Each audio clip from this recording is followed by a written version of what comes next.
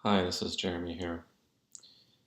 I'm going to show you guys my composing process for a new film that I composed the music to. The film is called the Cryptic Epistle, and it was produced by a very talented film production company called Remnant Media Studios. There's a link to their channel and to the film in the description, so I encourage you guys to watch that. I'm not going to play the music in its entirety here from end to end in this video. I uploaded another video where I played the music alongside the sequencer video. So I encourage you to check that out as well if you just want to hear the music beforehand. So when I started composing the music for this film, I first spoke with the director from Remnant Media Studios, and he had a few points that he wanted me to touch on in the music. One was he wanted there to be a main theme that was heard at a few specific points in the music, and that was once at the beginning, which is right at marker 1 here in my sequencer. And the other point was, I believe, at marker 8 here, but I could be mistaken. We'll find out as we play through the music. And then finally, the third time was at marker 10 at the very end of the film. He wanted the main theme to be heard there as well. But at the end of the film, he wanted it to kind of evolve into a fuller orchestration with different sounds that kind of signified the climax of the end of the film. The other point that he made to me when we spoke was he wanted the music to have kind of a French sound with accordions. And he also referenced Hans Zimmer's music to the Sherlock Holmes films, but specifically more of the subtler parts in that music, not so much the loud and brassy elements. And he also referenced some John Williams music to another film, which I can't remember the name of. I never actually saw it, although the score did sound very good. He wanted it to have a bit of that sound as well. So I had those two reference tracks, and from that I kind of developed the soundscape of this score. So I think let's begin from the beginning of the score, and I'm just going to kind of talk about what I did and why I did it. I'm going to go through sort of each of these sections that you can see are marked off here with the different markers. Each marker kind of represents sort of a transitional point, or kind of a sync point where I wanted the music to sync up with something that was happening in the film. So let's start right at marker 1 at the beginning.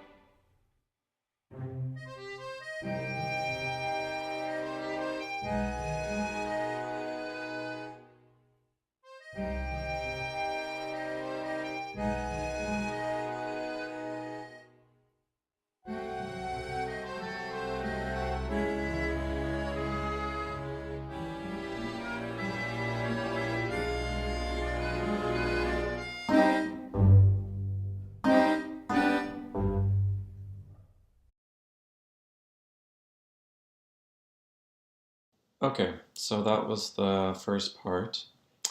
Um, and basically, what you have happening here, I wanted to have a bit of a chord to kind of fade in as the camera pans up into the set. So you can see at the beginning how the camera here kind of pans up. And you see the Lego set, and they're reading the newspaper and smoking there. So in the strings, this chord, uh, which is kind of a mess there, but that's just because I have some muted notes. But it is kind of what sets the tone for the opening of the piece. And the chord here, if I'm not mistaken, is, yeah, it's a C minor, but with also the major seventh in there.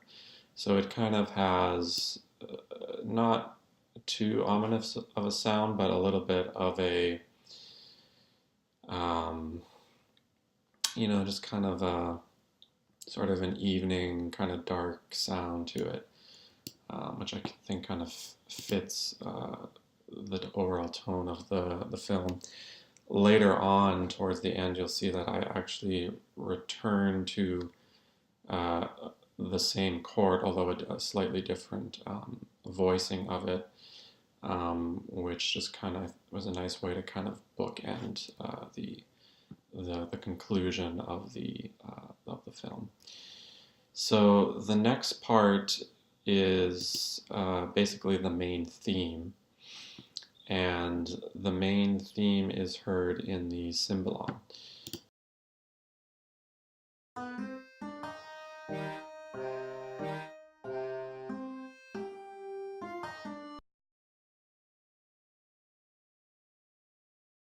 You can also hear the accordions in there as well. And the cymbalom it's not really, a very complicated kind of theme, um, but it kind of just sets sort of this sort of languid kind of mood where they're just kind of sitting there and reading the newspaper, kind of discussing what's going on in their daily lives. Um, so that's basically the main theme. At the end of the main theme, you heard that there was kind of a bit of sort of a change in the music. Actually, let's just listen through that once more.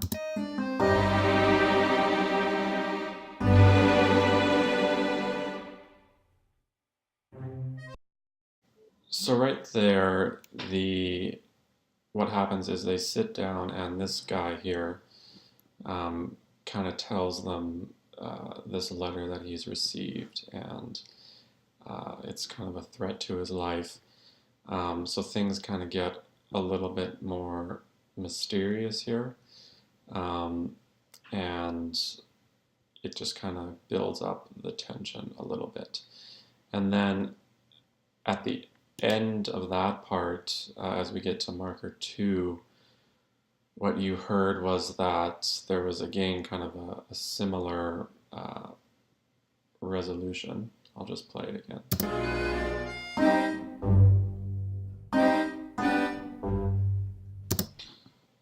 And what's happening there is this guy Dupont he is kind of fading out as he was talking. So I kind of had those pizzicato chords there just to kind of reflect sort of the comical aspect of him not really paying attention to what was happening. But he kind of comes back in and regains his focus. So that's what happens there. As far as what I'm doing here orchestrationally, you can see it's mostly just the strings and the cymbalom, as well as the accordions. The the strings kind of switch to more of a sustain here in the middle, but otherwise there's nothing else too fancy going on there. Basically, sustains, a little bit of a tremolo, and pizzicato. That's kind of what you're hearing here at the beginning. So let's listen to the next part.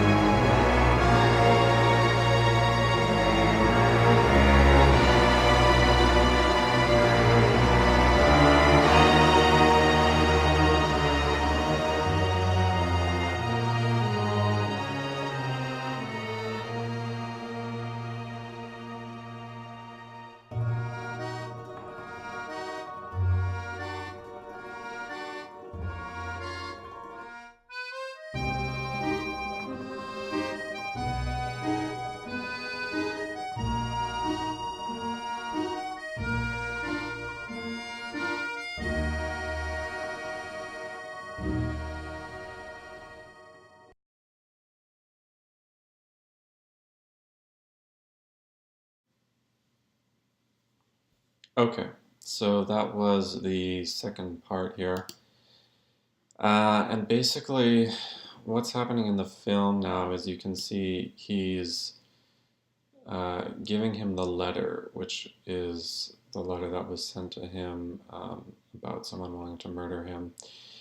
And so, what I do here to kind of set up the intrigue is I introduce that alto flute line that you heard. And that just kind of helped create that atmosphere of mystery that you'd kind of expect in a sort of dark murder, or not really murder, because a murder doesn't really happen, but an almost murder mystery like this story.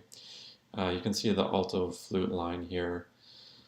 Again, nothing too fancy, just kind of, riffing around the chord tones and some sort of ascending lines, some quick ascending lines there to kind of just add that spike of intrigue to the feel of the sound.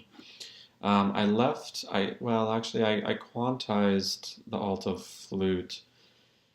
Well, actually, it is somewhat unquantized, but I think I played it in and then I kind of fixed things a little bit, but didn't make it quite rigidly quantized to help give it that natural solo feel. So the strings, basically you're just kind of hearing the high strings playing tremolo, the violins and the violas. And this is actually a repeat of the same chord change that you heard at the beginning in the main theme, going from a C minor to a B major. And we're just kind of swelling from one chord into the next and fading out. And then again here I kind of open up the voices a bit, just to kind of change things up. And I don't think there was any really particular reason I did that other than I just wanted to do things a little bit differently. So there are a few chord changes that happen here, and as that happens, we have the cello just kind of playing pizzicato lightly, but the big thing happens right around here, measure 44, where the basses, the cello, as well as the bass clarinet and contrabass clarinet come in octaves and Um, this is kind of, you kind of heard there was a big kind of shift of tone here. Things got really dark. And again, that was kind of just reflecting a bit of the build up of the scenario that was happening on screen here, where he's explaining, sort of the intrigue behind all of this this letter that was sent to him and so forth. And then it kind of builds up and then it just kind of dissipates. Um, and what I did here was we actually ended up modulating from C minor to E flat minor. And so when we come back in with more of the accordion and lighthearted string pizzicato, which is kind of, right about here at measure 50, 53 or so, we're in E flat minor. And basically when I was composing this part, I was already looking ahead to the next section here where they're in the carriage. I'll play that part in a minute, but what you'll hear there is a fast string ostinato progression, basically just a chord progression. And I wanted to do that because I wanted to sort of have just sort of a change in pace as they're in the carriage, and you'll see the carriage is kind of moving across the land, and I just kind of wanted to have a sort of this quick string ostinato progression. So I knew that was going to happen right at about measure 63 or thereabouts. So I wanted to kind of resolve this part just before that. So that left me with a certain number of measures, and I actually kind of worked backwards a little bit from there. So you can see at 60, this is kind of the resolution of the chord of this sort of 4-bar phrase right here, kind of starting at measure 50. So I composed sort of this 4-bar phrase, and then you can see it sort of fades out here, and then the ostinato begins there. That left me basically 3 measures between the start of this phrase at measure 56 and then the dissolution of that dark section that kind of fades out at measure 52. So I had 3 measures from measure 53 to 56. So basically what I did is I just kind of wrote 3 measures of music, and then just it suddenly modulates back into the home key of C minor. You can see this is a C minor chord here. And this chord at measure 55 is just kind of a B flat minor chord. So now in a normal musical context, I probably wouldn't necessarily do that if I was just writing a piece for the sake of music itself. But I just kind of I needed to get to this next 4-bar phrase, and that was kind of the only way to do it. And as it happens, it kind of actually worked out. It actually kind of fit nicely with what was happening on screen, because right about at this measure, if you go and watch the film, you'll hear that this is right where sort of Dupont says, "Okay, let's go now. Let's get leaving." There's kind of a change of tone in the dialogue, so it kind of matched that in sort of a subtle, but in kind of a way that you can kind of appreciate as you're listening to it. So that's kind of one of those things that you don't really plan, but it just kind of works out as you're composing the music. other than that, I don't know that there's much else to talk about here. We're just orchestrationally, we're just kind of hearing string pizzicato again, the accordions, and then the cymbalon. The cymbalon are actually playing that tremolo sound underneath. It's kind of a nice light, kind of a bit of a brighter, kind of nice string sound to it. In real life, I don't know that a single cymbalon player would be able to play three notes tremolo at a single time, but in the sample world, I was able to get away with that, so that works out fine.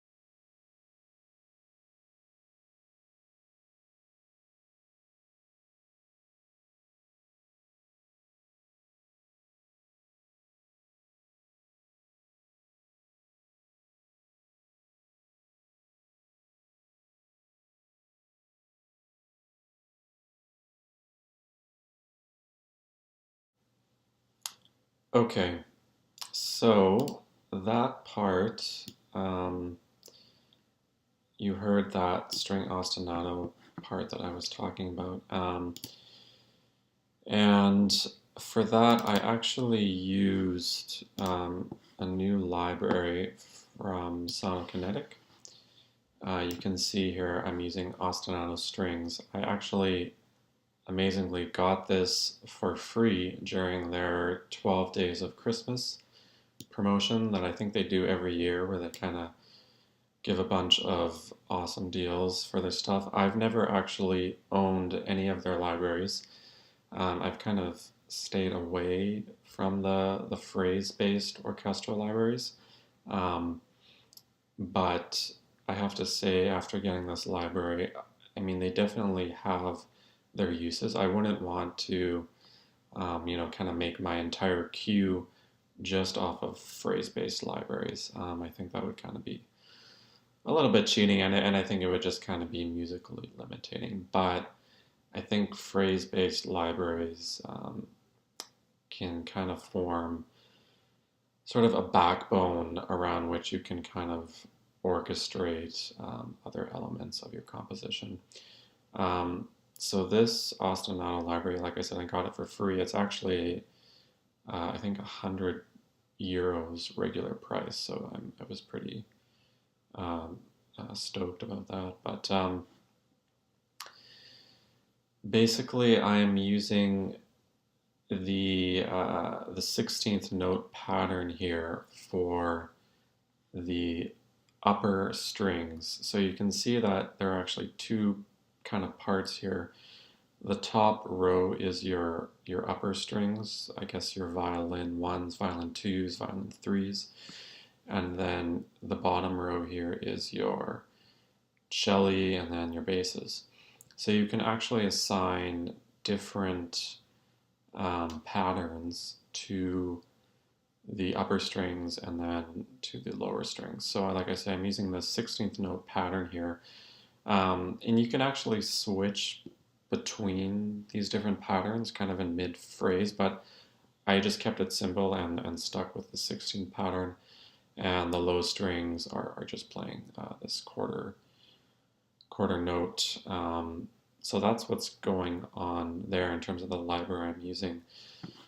In terms of the chord progression, again, it's uh, just kind of a basic simple chord progression. I just played it in. Literally didn't take much time at all to do, and it was kind of just the perfect thing I think I needed sound wise for this part of the score. Just as they're in the carriage, and it kind of the repeating ostinato just kind of gives you that sort of chugging along kind of feel as they're riding the carriage. And then the accordion is just kind of playing, again, nothing really too complicated, just a little bit of a melodic element there just to add some interest to it. Then once they arrive in the home or the mansion or whatever it is, we just kind of return to a simple thing. At this point in the score, I didn't want to really do a lot musically because we just came out of that ostinato as well as that really dark moment where there was a lot going on, a lot of sound. And we're also kind of building into the climax. So in a way, this was kind of like almost sort of a bit like the calm before the storm. Um, so you can see this top line here is it's just the accordion, just kind of riffing around again. It's not really like a theme or anything, but he's just kind of playing chord tones and other intervals. The cymbalon again is playing that light tremolo sound, which just kind of gives you a bit of that, a little bit of an eerie sound. It's kind of building to something, but we're not quite there yet. And again, the strings are just kind of accentuating that with a little bit of pizzicato. The low strings, I think just actually both the cello and the basses together, I think, are playing the bass note, and then on the downbeat, and then the violins and violas are playing the chord on the offbeats. And we get to that end point here, and then we kind of hit at measure 82, where we kind of, you can see in the video, it's kind of swooshing to the next scene. And so again, yeah, nothing too complicated going on there. Fairly straightforward. So yeah, why don't we take a listen to the next part.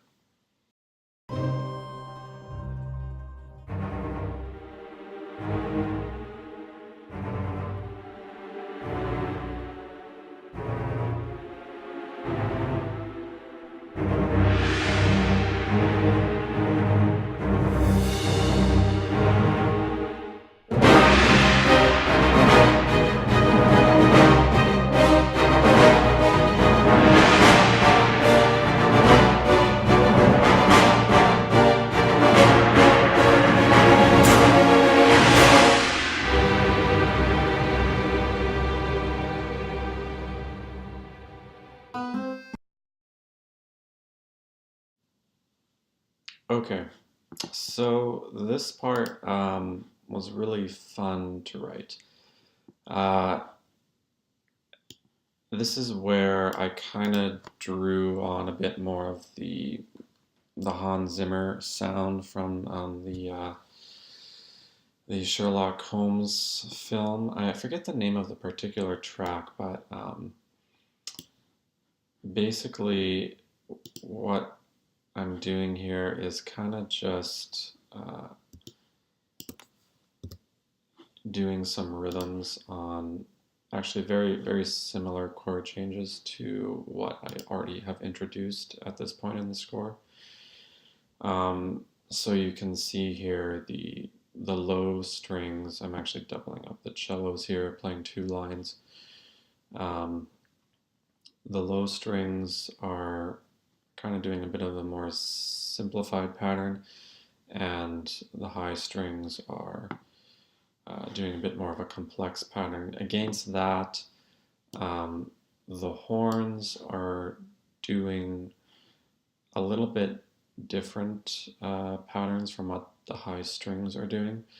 There's a couple of rips in there, and I kind of wanted to, because it was just basically chord changes and rhythm, I kind of wanted to have the horns play a bit of a rhythm, and then you kind of hear the high violins kind of against that. So it's not really like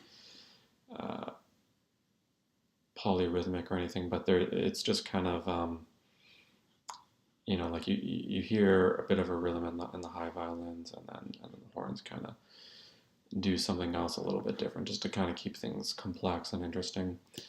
Um, the uh, the low brass, the trombones and tuba are really just kind of accentuating points. You can see they're kind of duplicating what you can see is I think I just basically copied the MIDI from the low strings, and then I kind of muted the notes that I didn't want in there, and maybe changed things around a bit. I didn't even actually even play this in. I just copied the MIDI, muted some notes that I didn't want, and changed the velocities a bit. So that's what I'm doing there. Leading into that, so I kind of basically did kind of a simplified version of that just kind of led into that action sequence.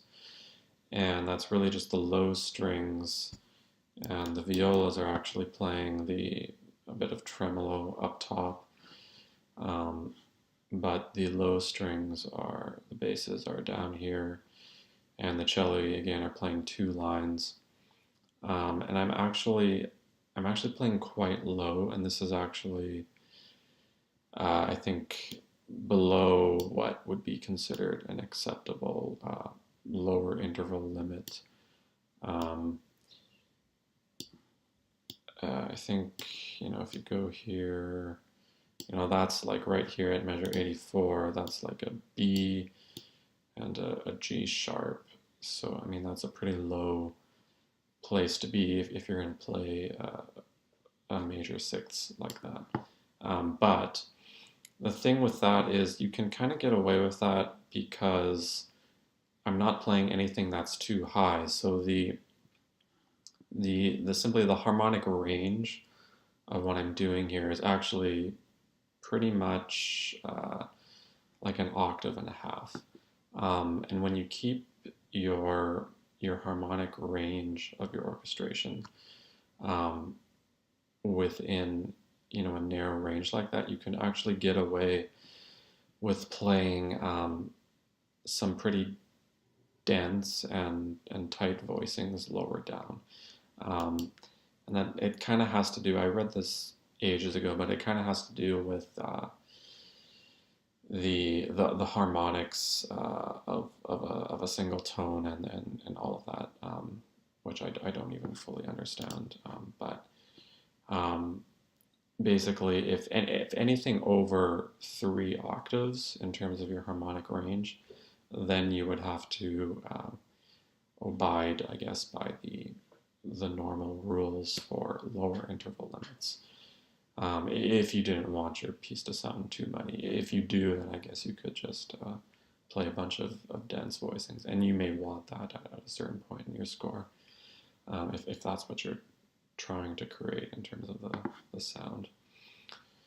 The strings are, again, they're doubled by the lower woodwinds here, bass clarinets and contrabass clarinets again. So kind of nothing too complicated. I keep saying that, but I think that's kind of the truth about it. So yeah, right at this point, you saw as he flies on screen, that's when I wanted to sync up that point with when the music got big and loud. So that's what's happening there. And then at the very end, like I said at the beginning, I had that chord that happened as the camera was panning up. So I actually returned to that chord here, and this wasn't something that I really planned. I just kind of the fight had ended in the action sequence, and I didn't really know what to do to resolve it. And I actually tried having this chord at first right at the at the very last beat of that action music, I think, which was right here at at measure 102, it didn't feel quite right, so I actually pulled it out and basically just created a rest. I think it's just a bar of rest there, or sorry, a beat of rest, and that just kind of felt right. You can see, and actually the last hit there, kind of, I wanted also that to kind of sync up. That's marker 6 here, or right here. It kind of syncs up with the striking here, the last blow that he delivers to the guy who sneaks into the mansion and tries to kill the other character. So that syncs up, and then it just felt like it needed just like just a pause there, just a rest as he sort of rises up from having delivered that last bow or last blow. And then you hear that chord just kind of comes in just to kind of soften the end of what we're hearing here. And then the chord, as I said, it's the same chord, but a slightly different voicing. Actually, it looks like more of a wider voicing. So you can see I've got the tonic down here, C1, and then we've got a minor third at C2, or sorry, E sharp, E flat 2, and then we've got the major 7th coming in above that, and then the 5th above that. So it's a wider voicing, but kind of the same chord, which kind of just, it's nice to be able to do that, to kind of introduce elements that you introduced before, even just subtle things like that, like just a chord on a tremolo string, that it was a kind of a nice way just to kind of resolve this action sequence. So yeah, why don't we take a look at the next part.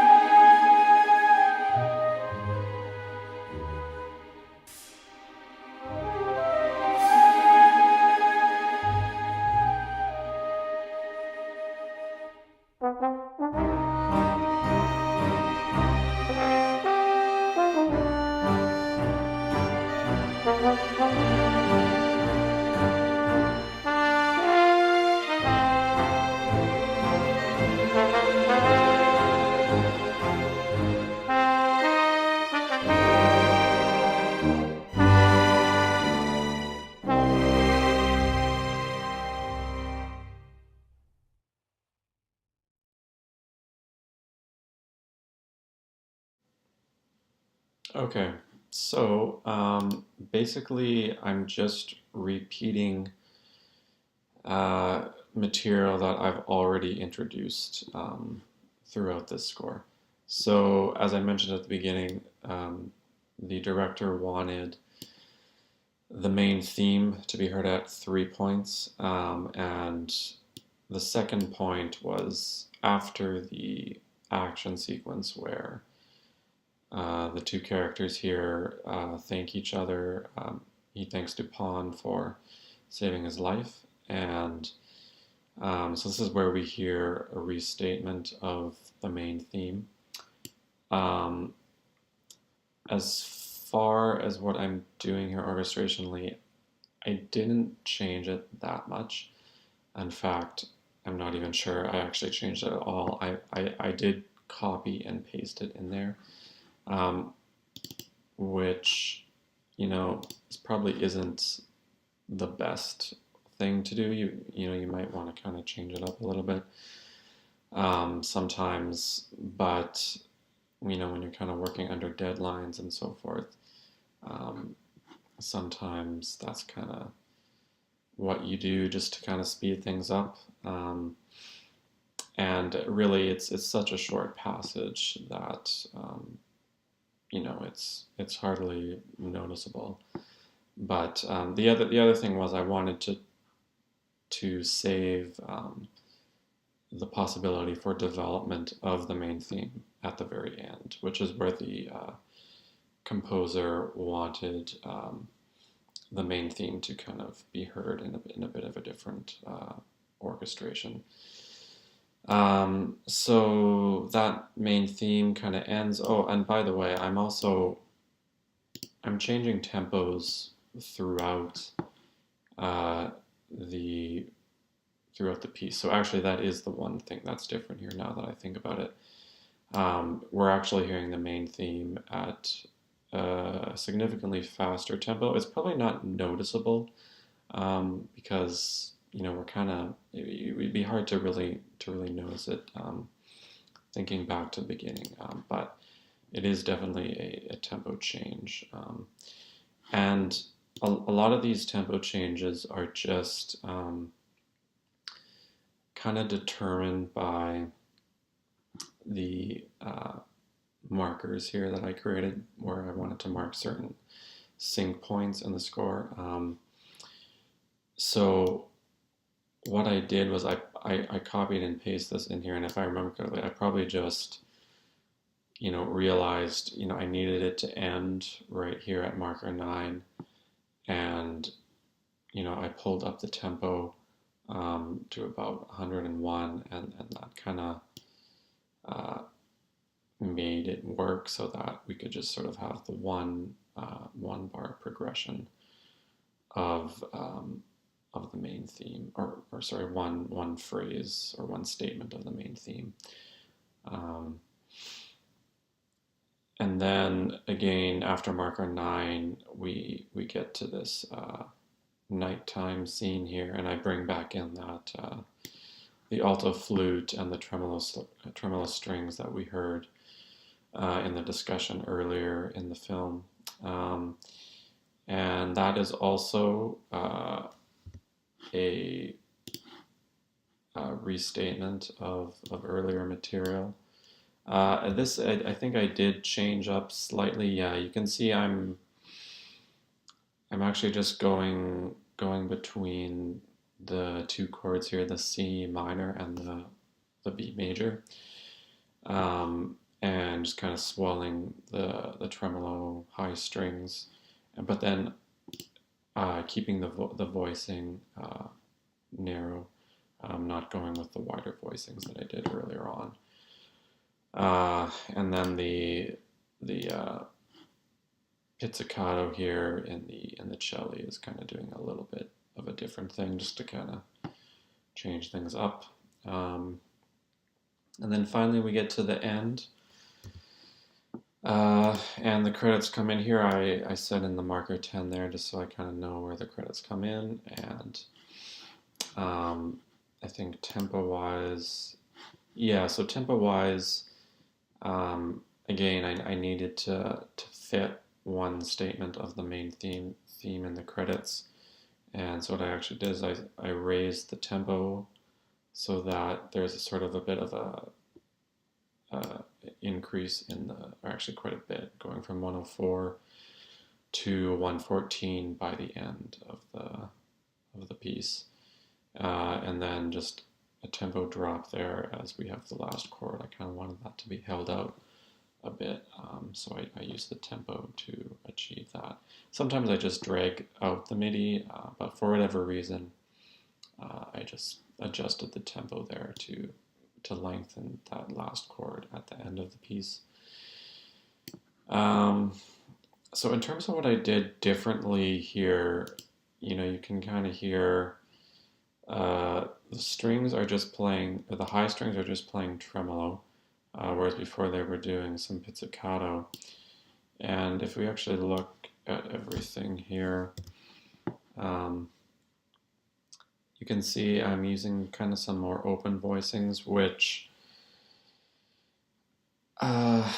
I forget why I did that, but it might come to mind. And then to kind of help create that bigger feeling to the orchestration, what happens here right at the pickup to measure 30, um, the first violins double a bit of the melody, which is heard in the trombone, and they do that again at the end, and that was just a way to kind of help create a bit of a more fuller cinematic sound.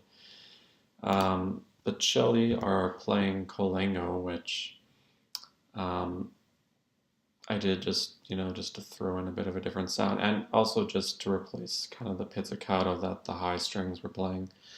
And so yeah, that's what that's doing. Basses are playing pizzicato again, and then we also have the low brass playing here as well, which is just playing, I think, yeah, some light staccato notes, and basically just doubling what the cello were playing with and basses were playing. And then we have the Gypsy trombone from the East-West Library Gypsy. And I actually used a couple different patches here to achieve the sound. One key switch patch, and there was a bit of a glitch in the library, and for some reason I had to. Only way I could work around it was octave shifting the other patch up, and that seemed to fix whatever glitch I was experiencing. So that's what's going on there. So yeah, I think let's maybe talk a little bit about the mixing process that I did here.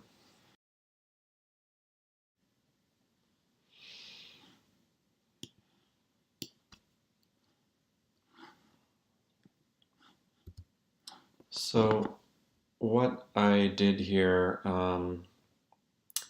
basically the way I work, because my computer only has 6 gigs of RAM, I can only load a certain number of virtual instruments before I run out of RAM. And so the way I generally work is I will bounce down um, the all the virtual instruments into separate tracks. And so you can see here I've got high strings, and this is from Hollywood Strings. So that's violins and violas, and I've got the 4 microphone positions from that library. I've got low strings from the same library. I've got French horn from the same library, minus the close mics, which I generally don't use for brass, especially from that library because they're quite upfront and just generally I can get enough focus and detail of the sound from the mid mics.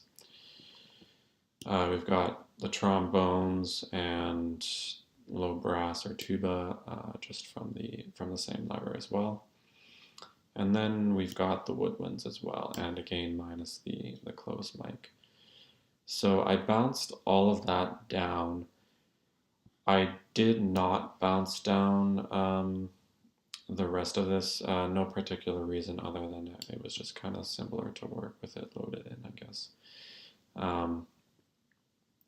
So all of Hollywood Orchestra, you can see, is being routed to different buses, and all of these are over here at the end. I've got high strings, low strings, French horn, so on. And then basically the reason why I do that is so I can have all of the microphone positions from each of those sections grouped under one thing. It allows me to do slight adjustments, like right here I pulled down the trombones by 1/10 of a dB. I'm not sure that made really a huge amount of difference. Or but say here where I've got the the Woodwinds down half a dB. So that just allows you to make slight changes to the overall levels, which sometimes you kind of find you need to do after you've already bounced things down. But generally, I get all of the balance done through CC1 and, of course, CC11 expression. So then each of these groups is sending some of the output to a single reverb. Here I've got labeled Hollywood reverb. This is just the reverb I'm using for Hollywood Orchestra. And that reverb is QL spaces. And I'm just using the EW Studio 1.8 second preset. And the mixing, the reason why I did that was because I wanted a bit of it was just kind of basically a mixing decision where I wanted a drier sound to this piece. I didn't want it to feel like really big and expansive, so I used the sort of less reverberant preset. I believe it's a recording stage. It's actually the recording stage that they recorded the library in. So it kind of just adds a little bit of tail to the samples themselves. And then you can see here I've got this labeled auxiliary reverb. This reverb, I found I needed a different reverb for the accordions, which are all recorded dry, and they're all kind of close up. So I basically made the decision that I would sort of position the accordions kind of in front of the orchestra in the overall soundscape. So to do that, I'm using this Classic Digital A preset, and basically I just kind of auditioned a few different plate reverbs from QL spaces and kind of settled on this one, as well as the 1 second length. And so you can see here I've got sends for all of the accordions as well as the cymbalon. And then this here is the percussion, which I don't have labeled, but you can hear in the score there's a few, not a lot of percussion, but there's a bit of timpani during the action sequence, and then there were some gongs, mainly gongs and a little bit of cymbal scrapes here and there, but not a lot of percussion going on there. And then the Gypsy trombone, I also used the Classic Digital plate reverb. So those elements, the accordions, the cymbalon, and the trombone kind of sit in front of the mix, and the orchestra kind of sits a little bit behind those elements. But overall, you can see I'm not doing a ton here in terms of processing or treatment of the sounds. I'm really just using reverb and then EQ.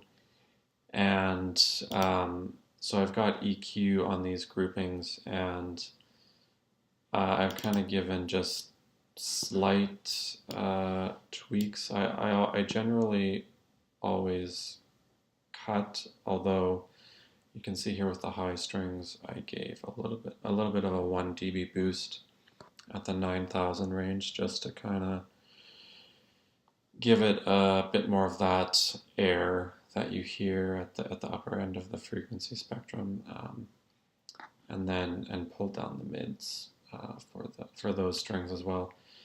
One of the things I've learned, I used to never EQ anything in my orchestrations, and the only reason was I didn't really know what I was doing. But I've kind of learned a little bit about what to do with EQ. It's kind of something I want to make another video of in the future. But a general rule of thumb is there can be a lot of build-up kind of around the mid frequencies, the 500 range. And certain instruments, French horns, violas, and others benefit a lot from a reduction in that range.